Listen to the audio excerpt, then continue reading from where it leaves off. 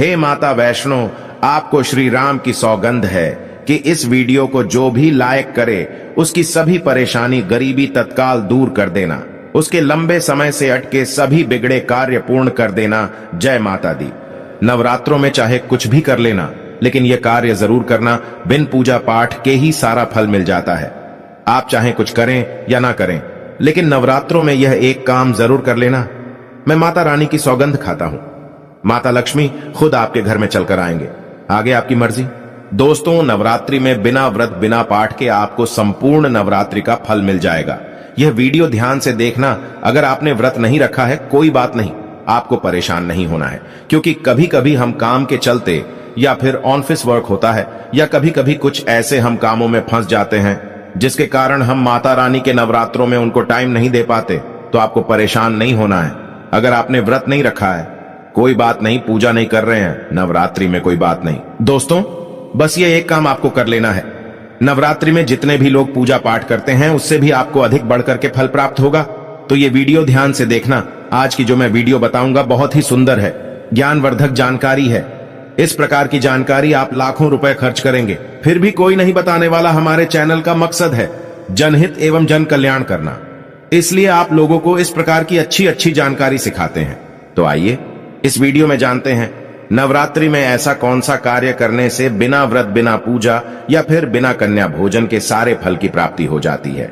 मैं प्रमाणित जानकारी बताऊंगा। जो जानकारी बताऊंगा शास्त्रों के अनुसार लिखी हुई जानकारी बताऊंगा। और अगर आप भी माता रानी के सच्चे भक्त हैं, माता रानी को मानते हैं, माता रानी के प्रति आपकी आस्था है, माता रानी के प्रति आपका विश्वास है, तो आप कमेंट बॉक्स में जय माता दी जरूर लिखना। इस वीडियो को लाइक कर चैनल को सब्सक्राइब जरूर करना। और हाँ, कमेंट बॉक्स में अपनी राशि भी डाल दीजिएगा। यदि आपकी राशि के अनुसार हमारे पास कोई उपाय होगा तो वह आकर हम आपके कमेंट में रिप्लाई करके बता देंगे। चलिए, समय न रहते हुए मैं आप लोगों को जानकारी बताना चाहूंगा। देखिए, अगर आपने दुर्गा सप्तशती का सिद्ध कुंजिका स्तोत्र के बारे में थोड़ा बहुत अगर आपको जानकारी है तो उसमें लिखा होगा, आपने देखा होगा, न कवचम नार्गला स्तोत्रम कीलकम न रहस्यकम न सूक्तम नापि ध्यानम च न न्यासो न च वार्चनम। कुंजिका पाठ मात्रेण दुर्गा पाठ फलम लभेत अति गुह्यतरम देवी देवानाम अपि दुर्लभम। अर्थात भगवान शंकर माता पार्वती को बताते हैं कि ना कवच की जरूरत है, ना किसी भी प्रकार का कोई बढ़ा अनुष्ठान करने की जरूरत है, ना पूजा पाठ करने की जरूरत है। केवल सच्चे मन से अगर नवरात्रि के समय में कोई भी व्यक्ति पूरे मन के साथ, पूरे विश्वास के साथ, सच्ची लगन आस्था के साथ अगर दुर्गा सप्तशती में वर्णित सिद्ध कुंजिका स्रोत का पाठ कर लेता है तो संपूर्ण दुर्गा पाठ का फल उन्हें प्राप्त हो जाता है। जो भी आप व्रत रखते हैं माता रानी के लिए, आप चाहते हैं कि माता रानी का आपके ऊपर आशीर्वाद प्राप्त हो, माता रानी की कृपा मिले। आपकी कोई अधूरी मनोकामना है, वो चाहते हैं आपकी अधूरी मनोकामना पूर्ण हो जाए। सरकारी नौकरी हेतु पितृदोष, राहु दोष, मंगल दोष, कर्ज दोष, शनि दोष, कर्ज का दोष, गरीबों का दोष मात्र पल भर में दूर होगा। तो अगर आपने नवरात्रि का व्रत रखा है तो वो सारे फल अगर आप चाहते हैं और उसका 1000 गुना फल प्राप्त हो जाए तो नवरात्रि के समय में दुर्गा सप्तशती का पाठ जरूर करना। और जो लोग नवरात्रि का व्रत नहीं रखे हैं, किसी कारणवश उन्हें टाइम नहीं मिल पाया है, ऐसे व्यक्ति दुर्गा सप्तशती में वर्णित सिद्ध कुंजिका स्रोत का पाठ जरूर करना। पूर्ण रूप से आपको नव दुर्गा माता का पूजा पाठ करने से, नव दुर्गा के 9 दिन व्रत करने से, कन्या भोजन कराने से जो फल प्राप्त होता है, दोस्तों केवल इस पाठ को सच्चे मन से अगर एक दिन अगर आप जो है नवरात्रि के दिन एक दिन बस केवल आप जो है बैठ करके जप लेते हैं तो पूर्ण रूप से आपको फल प्राप्त हो जाता है। मैं आप लोगों को बताना चाहूंगा, जो लोग समर्थन है ऐसे लोगों को कन्या पूजन भी जरूर करना चाहिए। मैं कल की भी वीडियो में बताया हूं। अब कन्या पूजन का बेनिफिट क्या है तो माता रानी स्कंद पुराण में भी लिखा है और कई सारे हमारे जो है देवी पुराण में भी इसका वर्णन मिलता है। माता रानी जितना पूजा पाठ से प्रसन्न होती हैं उतना ज्यादा कन्या भोजन कराने से हो जाती हैं, क्योंकि कन्याओं को देवी का स्वरूप माना जाता है। और जो कन्या होती है नवरात्रि के समय में ये साक्षात नव दुर्गा का स्वरूप हो जाती है। मैं कन्या पूजन के बारे में विस्तार से वीडियो के अंत में बताऊंगा, तो वीडियो में कंटिन्यू बने रहना। कन्या पूजन कैसे करना है और क्या मुहूर्त है सब बताऊंगा। दोस्तों, दूसरी जानकारी बता रहा हूं, ये जानकारी आपकी जिंदगी में बाहर लाएगी, आपके जीवन में चल रही परेशानी को दूर करेगी, क्योंकि हम आप लोगों को बहुत सरल साधारण से विधि बताते हैं जिसमें आप सभी दर्शकों का कल्याण छुपा होता है। तो नवरात्रि के दौरान आपको एक पुष्प का पौधा जरूर लगाना है। मैं इसका फायदा भी बताऊंगा कौन कौन से पुष्प लगाने चाहिए, हमारे धर्म शास्त्रों के अनुसार कहा गया है। दोस्तों, अगर कोई व्यक्ति मंदिर के किनारे में मदार का पौधा लगा दे, ध्यान से सुनिए, जो सफेद कलर का मदार का पौधा होता है किसी भी मंदिर के किनारे में लगा देते हैं। ये पुष्प वहां पर उपस्थित जो देवी देवता है, मंदिर में जो रहने वाले जो देवी देवता हैं, जैसे शिव मंदिर है, शिव मंदिर में मदार का पौधा लगाते हैं, तो इसका एक पुष्प अगर कोई भी व्यक्ति रख करके चढ़ा दें शिव मंदिर में जाकर के, तो आपको एक स्वर्ण दान के बराबर पुण्य की प्राप्ति होती है। तो मदार का पौधा लगाने से इसमें जो फूल खिलेंगे वो जाकर के देवी देवताओं को चढ़ाए जाएंगे, तो उसका आपको जो है पुण्य की प्राप्ति होगी। जो व्यक्ति चढ़ा रहा है उसको आधा फल मिलेगा और आधा फल आपको प्राप्त होना शुरू हो जाएगा। तो मदार का पौधा अगर कोई भी व्यक्ति नवरात्रि के समय में किसी भी शिव मंदिर है, माता रानी का मंदिर है, उनके समीप में जाकर के लगाता है तो अक्षत पुण्य की प्राप्ति होती है। ना इसमें आपको व्रत करना है, ना पूजा पाठ करने की जरूरत है। बस आप जो है कोई भी फूलों का पौधा लगा सकते हैं। इस श्रेणी में आते हैं जैसे मदार का पौधा, सदाबहार का पौधा। सदाबहार हमेशा हरियाली रहता है और ये हमेशा फूलते हैं। ऐसे फूल का आपको चयन करना है जो हमेशा फूलते रहें, जिसमें फल फूल आते रहें। तीसरे नंबर पर आता है कनेर का पौधा। जो कनेर का पौधा है ये देवी मां का श्रृंगार कहा गया है। कनेर के पौधे से अगर कोई भी व्यक्ति कनेर का पौधा, सफेद कलर का अगर कनेर है तो फिर इसे अति उत्तम माना जाता है। कनेर के पौधे को पार्वती का स्वरूप कहा गया है। धर्मशास्त्रों में तो कनेर का पौधा चढ़ाने से माता रानी बहुत प्रसन्न होती हैं और गोदान के बराबर हमें फल की प्राप्ति होती है। आप चाहते हो तो गुड़हल का पौधा लगा सकते हैं। दोस्तों, मंदिर के किनारे में, देवी मंदिर के किनारे में अगर कोई भी व्यक्ति गुड़हल का फूल का पौधा लगता है तो हमारे धर्म शास्त्रों में ऐसा कहा गया है, गुड़हल के वृक्ष पर साक्षात मां जगदम्बा का वास होता है। जी हां, ये मैं कोई हवा में हवाई बात नहीं कर रहा हूं, प्रमाणित बात कर रहा हूं। धर्मशास्त्रों में भी लिखा है।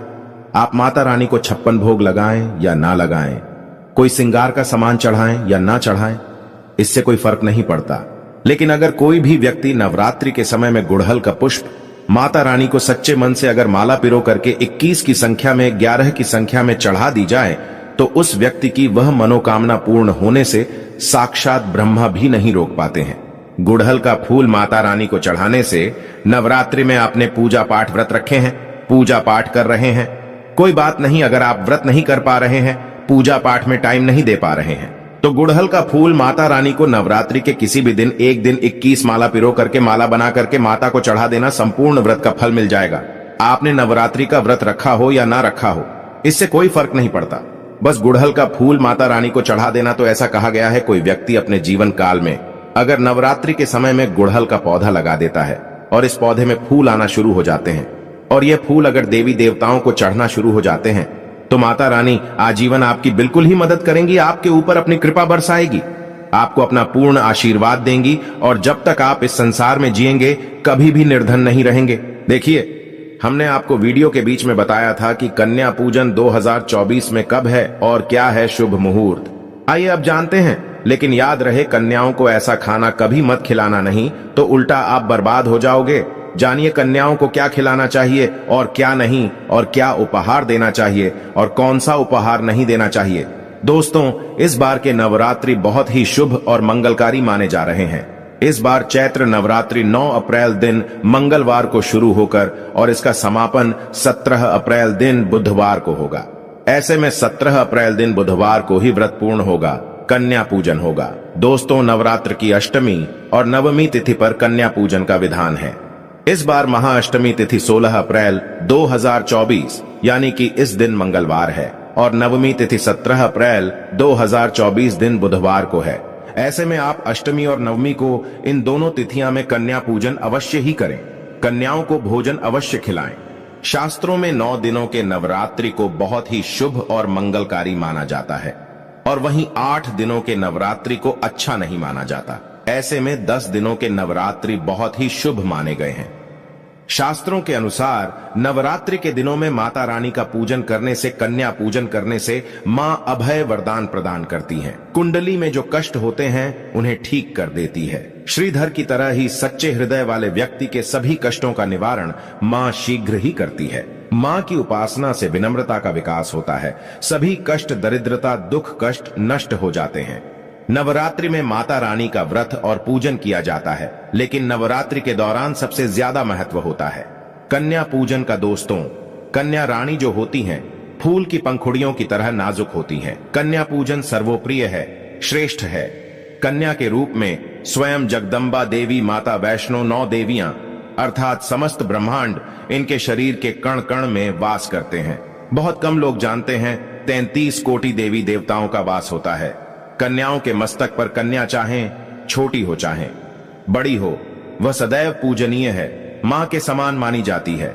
दोस्तों, माना जाता है व्रत और उपासना से माता रानी इतना प्रसन्न नहीं होती है जितना कि कन्या पूजन से होती है। नवरात्रि में छोटी छोटी कन्याओं को माता रानी का स्वरूप माना जाता है। कन्याओं को भोग लगाया जाता है, उन्हें प्रसन्न किया जाता है और बदले में आशीर्वाद मांगा जाता है।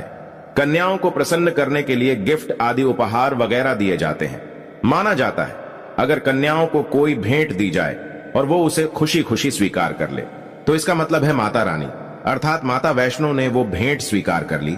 जिन पर कन्याएं प्रसन्न होती हैं तो समझो उन्हें माता रानी का आशीर्वाद मिल गया और माता रानी की कृपा से उन्हें मुंह मांगा वरदान प्राप्त होता है। कन्या पूजन कोई मामूली पूजन नहीं होता। समस्त ब्रह्मांड में जो पूजा होती है उनसे बढ़कर कन्या पूजन को माना जाता है। 10 बार गंगा स्नान करने से और 100 बार यज्ञ करने से तथा 1000 बार यात्रा करने से जो पुण्य मिलता है वह मात्र एक बार कन्या पूजन करने से करोड़ों गुना भक्त को मिल जाता है, प्राप्त हो जाता है। दोस्तों, इसीलिए कहा जाता है कि कन्याओं को सताना नहीं चाहिए, इससे समस्त ब्रह्मांड हिल जाता है। कन्याओं की जितनी सेवा की जाए कम ही होती है। कन्याएं कोई मामूली नहीं होती। कन्या के रूप में स्वयं उनके मस्तक पर विराजमान होकर स्वयं देवी चलकर आपके घर तक आती हैं। नवरात्रि में 2 साल से लेकर 10 साल तक की कन्या का पूजन होना चाहिए। अष्टमी अथवा नवमी को कन्याओं के पैर धोकर भोजन कराना, उपहार आदि देना श्रेष्ठ माना जाता है, दुर्लभ माना जाता है। ऐसा मौका कभी हाथों से नहीं जाने देना चाहिए। इस दिन जितना ज्यादा हो सके कन्याओं को हाथ पकड़कर, पैर पकड़कर अपने घर तक लेकर आएं। दोस्तों, वीडियो में आगे बढ़ने से पहले आप अपनी राशि भी कमेंट बॉक्स में जरूर डाल दीजिएगा। यदि हमारे पास कोई उपाय होगा तो वह आकर हम आपके कमेंट के रिप्लाई में बता देंगे। कोई भी राशि के अनुसार अगर उपाय करता है तो माता वैष्णो बड़ी प्रसन्न होती है और ऐश्वर्य धन प्रदान करती है, मालामाल बना देती है। इसीलिए राशि कमेंट में जरूर छोड़ें और हाँ, माता को एक लाइक जरूर करें। लाइक करने में कंजूसी ना करें। दोस्तों, कैसे करें? कन्याओं का स्वागत। कन्या जब आपके घर आए तब सभी के पैरों को दूध और पानी से उनके पैरों को धुलाना चाहिए। खासकर मर्दों को कन्याओं के पर आवश्यक धोने चाहिए, इससे मैया वैष्णो प्रसन्न होती हैं। दोस्तों, फिर उसके बाद कन्याओं को किसी साफ जगह पर जमीन पर कपड़ा बिछाकर बैठाना चाहिए। उनके माथे पर अक्षत, फूल और कुमकुम लगाना चाहिए। फिर उसके बाद भोजन ग्रहण करवाना चाहिए। लेकिन हमेशा याद रहे, कन्याओं की थाली में 3 पूरियां कभी ना रखें। इसे शुभ नहीं, घोर अशुभ माना जाता है। 3 पूरियां तथा 3 रोटियां मरने वाले व्यक्ति के लिए निकाली जाती हैं और जेल में कैदियों के लिए दी जाती हैं। ऐसे में कन्याओं को उनकी थाली में 3 पूरी कभी ना दें, लेकिन 1-2 करके पूरियां दे सकते हैं। इससे 3 संख्या बढ़ जाती है और दोष भी नहीं लगता। दोस्तों, कन्याओं को खाना खिलाने के बाद अंतिम में कन्याओं के सर पर लाल चुनरी उड़ाना चाहिए और भोजन में आपको खीर, पूरी, हलवा, चना तथा आलू की सब्जी, छोले वगैरह की सब्जी खिलानी चाहिए। पनीर आदि भी खिलाया जा सकता है। वैसे माता रानी का प्रिय भोजन खीर, हलवा, पूरी और छोले आदि ही हैं। लेकिन भूल से भी लहसुन और प्याज का इस्तेमाल कभी ना करें, अन्यथा अनर्थ हो जाएगा। अक्सर कई लोग कन्याओं को कुरकुरे का पैकेट, चिप्स वगैरह का पैकेट खिलाते हैं, जो कि घोर अनर्थ माना जाता है, क्योंकि इसमें लहसुन, प्याज का इस्तेमाल होता है, जिसके कारण आपका व्रत खंडित हो सकता है। मां दुर्गा क्रोधित हो सकती हैं। जहां आपने 9 दिनों तक लहसुन प्याज का परहेज किया, लेकिन आपकी एक गलती पूरे व्रत को खंडित कर सकती है। इतना भी नादान नहीं बनना चाहिए कि माता रानी रूष्ट हो जाए और कन्याओं को भी अशुद्ध होना पड़े।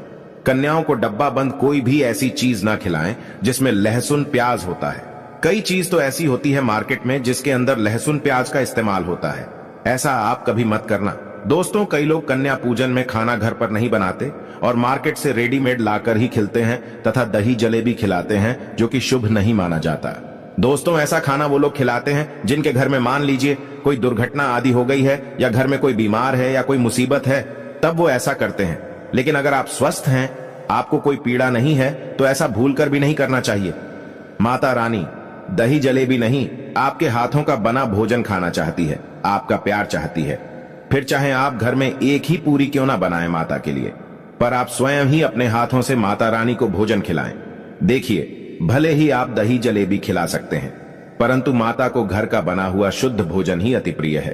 खासकर नवरात्रों के दौरान घर में पक्का खाना अवश्य बनाना चाहिए। माता रानी बहुत प्रसन्न होती है। घर का बना पक्का खाना ही कन्याओं को खिलाना चाहिए। हमेशा याद रखें, कन्याओं को प्लास्टिक के बने दोने में खाना नहीं खिलाना चाहिए। ऐसे बर्तन पूजा पाठ के लिए शुभ नहीं अशुभ होते हैं, क्योंकि प्लास्टिक के ज्यादातर बर्तन जो होते हैं जानवरों की हड्डियों द्वारा बनाए जाते हैं, इसीलिए ऐसा पाप मत करना।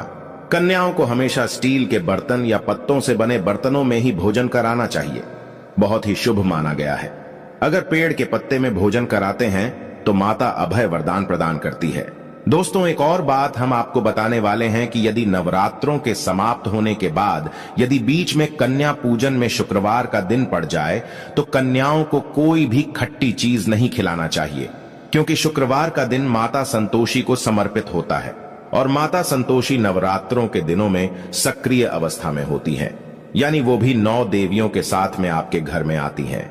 इसीलिए कन्याओं को भूलकर भी शुक्रवार का दिन अगर पड़ जाए तो खट्टी चीज घर में नहीं बनाना चाहिए और कन्याओं को भी खट्टी चीज नहीं खिलाना चाहिए। घोर पाप लगेगा, आपका किया कराया सब बर्बाद हो सकता है। खट्टी चीजों से माता संतोषी रूष्ट हो सकती हैं, चिढ़ सकती हैं, आपको श्राप दे सकती हैं, इसीलिए नादान ना बने।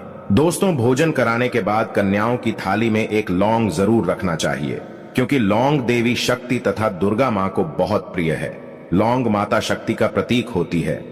लौंग में नव दुर्गा का वास होता है। इन 9 दिनों में माता रानी को लौंग का भोग ही लगाया जाता है, तो खाना खाने के बाद कन्याओं को लौंग अवश्य अर्पित करें। माता रानी को अमृत से बढ़कर लौंग प्रिय है, इसीलिए कन्याओं को थाली में चुपचाप एक लौंग जरूर रख दें। आपका भाग्य चमक जाएगा। माता लक्ष्मी आपके जीवन में धन की कोई भी कमी नहीं होने देंगे। दोस्तों, आपको बता दें, कन्याओं को उपहार में क्या दें। कन्याओं को खुश करने के लिए उनकी थाली में दक्षिणा डालें, ताकि आपके घर में संपन्नता बनी रहे तथा धन की कोई भी कमी ना हो। कन्या जब आपके घर से खुशी खुशी धन लेकर जाती है तो वह भी आपको खुशी खुशी कई गुना आपको धन प्रदान करती है। इस समय कंजूसी मत करना, खुशी खुशी कन्याओं को धन अवश्य देना। कन्याओं को कोई सुंदर गिफ्ट दे सकते हैं। शास्त्रों में बताया जाता है कि कन्या जितना खुश होती है, माता रानी उतना ही जल्द फल की प्राप्ति प्रदान करती है। ऐसे में आप कन्याओं को चॉकलेट बॉक्स दे सकते हैं तथा खूबसूरत कपड़े दे सकते हैं। याद रहे, काले कपड़े ना दें और स्टील के बर्तन भी गिफ्ट के तौर पर दे सकते हैं। याद रहे कि कन्याओं को लोहे का कोई भी सामान नहीं देना चाहिए, नहीं तो राहु केतु का प्रभाव आपके जीवन में प्रवेश कर जाएगा।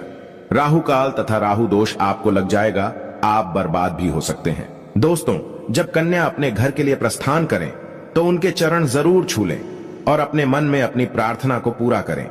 सच्चे दिल से मांगी हुई मुराद माता रानी अवश्य ही पूरी करती है। सच्चे दिल का मतलब होता है मन में कोई भी लालच ना हो, और अगर वो लालच माता को पाने के लिए बन जाए तो उसे बोलते हैं सच्ची श्रद्धा और सच्ची भक्ति। ऐसी भक्ति के आगे स्वयं 33 कोटि देवी देवता आपको नमस्कार करते हैं। दोस्तों, नवरात्रों के दिनों में अगर मिल जाए आपको ये संकेत तो समझो, माँ दुर्गा आपके घर में आ चुकी हैं। ये संकेत बताते हैं माँ दुर्गा का आशीर्वाद आपको प्राप्त होने वाला है। तो आइए शुरू करते हैं। दोस्तों, पहला संकेत, जब आप कलश स्थापना करते हैं तो जौ से निकली हरियाली बहुत ही शुभ मानी गई है। कहा जाता है कि जौ से निकली हरियाली हमारे भविष्य में होने वाले अच्छे और बुरे होने का संकेत देती है। ये सभी बातें हमारे आने वाले साल का भविष्य बताती हैं। यदि आपने जौ बोए हैं और वो किसी कारणवश नहीं हो पाए हैं तो ये संकेत बड़ा ही मनहूस माना गया है। कहा जाता है कि नवरात्रों में जौ अगर सूख जाते हैं या बढ़ते नहीं हैं तो आपको समझ लेना चाहिए कि ये साल आपका खराब होने वाला है तथा घर में कोई बीमारी आने वाली है, या दिन दुगनी रात चौगुनी आपकी कम होने वाली है या घटने वाली है। दोस्तों, ये धन हानि का संकेत माना गया है, क्योंकि आपने कोई ना कोई गलती ऐसी कर दी होगी जिसके कारण माता रानी नाराज हो गई हैं। इसीलिए माता से आप क्षमा अवश्य मांग ले। माँ अपने भक्तों को अवश्य माफ करती है। एक माँ ही होती है जो अपने बेटे को, अपने लाल को हर गलती पर माफ करती है, लेकिन ऐसा बेटा किस काम का जो माँ से माफी ना मांगे। इसीलिए माता रानी से अपनी गलती की माफी अवश्य मांग लें। मैया वैष्णो अपने भक्तों को कभी निराश ही नहीं करती, बल्कि उन्हें धन धान्य से और खुशियों से परिपूर्ण बना देती है। और दोस्तों, यदि जौ हरे भरे हो जाते हैं तो ये शुभ संकेत होता है। इससे आने वाले समय में आपको बहुत ज्यादा ही धन लाभ होगा। माना जाता है कि 1 रुपए का सिक्का या चांदी का कोई भी सिक्का जौ के बीचों बीच में अगर मिट्टी में दबा दिया जाए तो घर में सुख समृद्धि आती है, माता लक्ष्मी दौड़ी दौड़ी चली आती है। जौ के अंदर हमेशा 1 रुपए का सिक्का अवश्य डालना चाहिए। जौ को खाली नहीं रखना चाहिए, उसमें धन वगैरह अवश्य डालना चाहिए। इससे माता का आशीर्वाद सदैव परिवार पर बना रहता है और जीवन में कोई भी संकट नहीं आता। खाली जौ मतलब धन भी खाली, खुशियां भी खाली ही मिलेंगी। दोस्तों, नंबर 2, यदि आपकी नींद नवरात्रों के दौरान सुबह 4 बजे के आसपास खुलती है तो इसे बड़ा ही शुभ संकेत माना जाता है, क्योंकि ये समय ब्रह्म मुहूर्त कहलाता है। इस समय देवी शक्ति अपने सच्चे भक्तों को ही जागती है। इस समय उठाना मतलब माता की कृपा प्राप्त करने के बराबर माना गया है। ये संकेत बताते हैं कि माता की सच्ची भक्ति का प्रभाव आपके ऊपर हो चुका है और माता रानी आपको जल्दी ही कोई खुशखबरी देने वाली है। माँ आपकी सच्ची भक्ति से बहुत खुश हैं। दोस्तों, नंबर 3, यदि नवरात्रि में आपका मन प्रसन्न होने लगे, पूजा पाठ में आपका मन लगने लगे, पूजा करते समय मन का शांत होना यह दर्शाता है कि आपको बहुत जल्द माँ की कृपा प्राप्त होने वाली है। माता रानी आपकी भक्ति से बहुत खुश हैं। आपकी भक्ति माता रानी को आनंद दे रही है। ऐसे व्यक्ति को समझ जाना चाहिए कि उसके जीवन में अब अच्छा समय आने वाला है। दोस्तों, नंबर 4, नवरात्रों के दौरान अगर मां के गले से फूल गिर जाए तथा जौ के हरे भरे पत्ते अगर बिन हवा के हिल जाएं, तो इसे अति उत्तम माना गया है। यह संकेत बताता है कि माता रानी का आगमन आपके घर में अस्थायी रूप से हो चुका है। आपको माता लक्ष्मी की कृपा प्राप्त होने वाली है। ये संकेत कुछ खास लोगों को ही दिखाई देते हैं। माना जाता है कि पूजा करते समय अगर धुआं अधिक बढ़ जाए तो इससे यह पता चलता है कि आपके घर से गरीबी हमेशा हमेशा के लिए जाने वाली है। भूत प्रेत आत्माएं अब आपके घर से हमेशा के लिए जाने वाले हैं। पूजा करते समय धुएं का अधिक होना बहुत ही शुभ और मंगलकारी माना गया है। ये संकेत भविष्य में अच्छे परिणाम को दर्शाते हैं। दोस्तों, नंबर 5, द्वार पर गाय का आना। वेदों में बताया जाता है कि नवरात्रि के दौरान गाय माता का घर में आना बड़ा ही शुभ संकेत माना गया है। नवरात्रि में द्वार पर गाय का आना अत्यंत शुभ है। यदि आपके भी द्वार पर गाय आती है तो गाय के माथे पर कुमकुम लगाना ना भूले तथा गाय को रोटी जरूर खिलाएं। इससे मां दुर्गा अत्यंत प्रसन्न होंगी और आपकी झोली खुशियों से भर देंगी। द्वार पर गाय का बार बार आना भी जीवन में आने वाले अच्छे संकेतों की ओर इशारा करता है। दोस्तों, नंबर 6, सपने में शेर का दिखाई देना। अगर आपके सपनों में मां दुर्गा दिखाई देती है, अर्थात कोई भी देवी अगर आपके सपनों में दिखाई देती है तो बड़ा ही शुभ माना गया है। नवरात्रों के पावन अवसर पर माता के दर्शन किसी खास भक्तों को ही होते हैं। ये सपने कभी किसी को शेयर मत करना। यदि माता की सवारी तथा शेर रात्रि में सपने में बार बार दिखाई देता है तो मां दुर्गा आपसे प्रसन्न है। ये संकेत बताते हैं कि जल्द ही आपकी कोई मनोकामना अवश्य पूर्ण होगी और आपके शत्रुओं का नाश हो जाएगा। शत्रु आपके नाम से ही थर थर कांपने लगेगा। मां दुर्गा का वाहन शेर है, इसीलिए नवरात्रि में शेर का दिखाई देना अत्यंत शुभ संकेत होता है। दोस्तों, नंबर 7, यदि कोई छोटी कन्या आपको सुबह सुबह लाल वस्त्र धारण किए हुए दिखाई देती है तो आपने साक्षात मां दुर्गा के दर्शन किए हैं। यदि नवरात्रों में सबसे पहले आपके घर में कन्याओं का आगमन हो जाए तो समझो आपको दुनिया की कोई भी शक्ति, ब्रह्मांड की कोई भी शक्ति आपको करोड़पति होने से नहीं रोक सकती। आपके जीवन में आपके घर में माता लक्ष्मी का आगमन होने वाला है। आप दिन दुगनी रात चौगुनी तरक्की करेंगे। अब आप खुशियां मनाइए और मिठाइयां बांटे। ऐसे में कन्याओं को भरपूर तरीके से खुश रखें और उनका आगमन दूध से चरण धुलाकर करें, कोई भी कंजूसी ना करें। दोस्तों, माता रानी आपको यह संकेत दे रही है कि अब आपका बुरा समय समाप्त हो चुका है। अब जीवन में सुख समृद्धि के द्वार खुल जाएंगे। दोस्तों, नंबर 8, घर पर उल्लू का आना। यदि मां लक्ष्मी का वाहन उल्लू नवरात्रि में आपके घर पर आकर बैठ जाए तो यह भी शुभ संकेत है। इसका अर्थ है कि मां लक्ष्मी का आपके घर में प्रवेश हो चुका है और आपकी आर्थिक स्थिति और मजबूत होगी। लेकिन याद रहे, उल्लू नवरात्रि और दीपावली पर आना ही शुभ माना जाता है। दोस्तों, नंबर 9, यदि ब्रह्म मुहूर्त के समय यानी सुबह के 4 बजे के आसपास घंटियों की आवाज सुनाई दे जाए या शंख की आवाज सुनाई दे जाए तथा कोई भजन सुनाई दे जाए तो बड़ा ही शुभ संकेत माना गया है। इससे यह पता चलता है कि माता रानी आपकी भक्ति से बहुत प्रसन्न है और आपके जीवन में सभी नकारात्मकता का नाश होने वाला है तथा माता लक्ष्मी की कृपा आपको प्राप्त होने वाली है। दोस्तों, नवरात्रों के दौरान घर में काली चींटियों का दिखाना, लंबी लंबी लाइन बनाकर मुंह में खाना ले जाते हुए चींटियों को देखना अच्छा संकेत माना गया है। और यदि मंदिर में पूजा करते समय कोई छिपकली आदि दिखाई दे जाए या मंदिर के स्थान की ओर छिपकली चली जाए तो बड़ा ही शुभ संकेत माना गया है।